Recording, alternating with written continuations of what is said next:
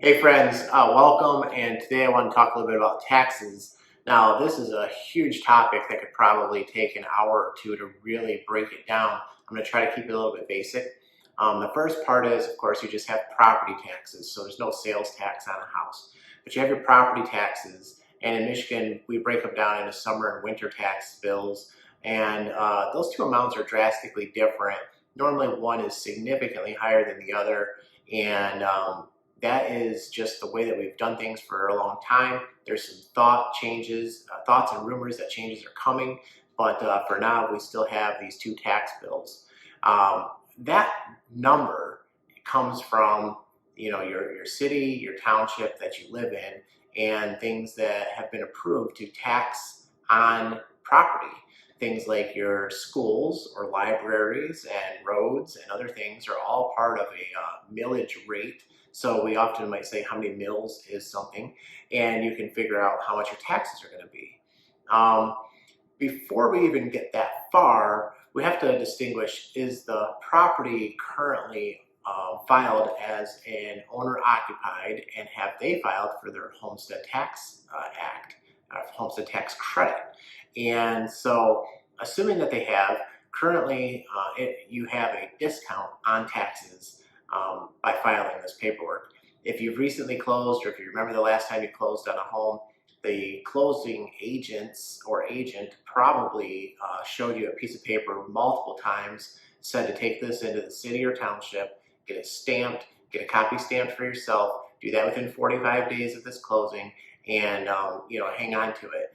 This is a paper that shows that you are the homeowner and you're going to be living in this property, and that you're filing this paperwork to get this homestead tax break. It's a significant break, so if you did not do it, you might want to make sure to go get it done so that the next tax assessment you can get this break. They will not credit you if you did not file, but they will penalize you if you did not file and you were supposed to. So really important to understand what's going on there. Along with that, we have to realize that when you're looking for a property, so now we're assuming that you're out there shopping, you will see how much the current owner is paying on taxes. And that's important, but it is not exactly the number that you will be paying in all likelihood anyways. Most likely there is a taxable value and an SEV, state equalized value, and the current owner is paying based on from when they bought the property. Because once that property becomes assessed or reassessed with your ownership, our state limits the amount that they can increase your taxes by 5%. There's some other factors, so it probably won't go up by 5%. Very rarely does it go up that much, but it can go up year over year over year, just only by this 5% number. And so if somebody bought a property in 1987, the valuations in 1987 were significantly different, and therefore while their taxes personally might be going up a little bit, they're nowhere near what you're going to be paying on your property when you become the homeowner.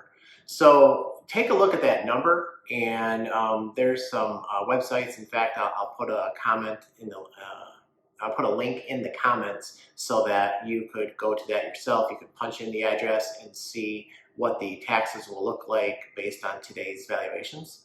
You'll have to have the valuation number, but it'll show you what you're going to pay. This is very important to do while you're shopping for a home, because some areas like Plymouth and Northville and many others actually have increased so much over the last decade that even a homeowner who bought something in 2015 may be paying a drastically different number than 2021.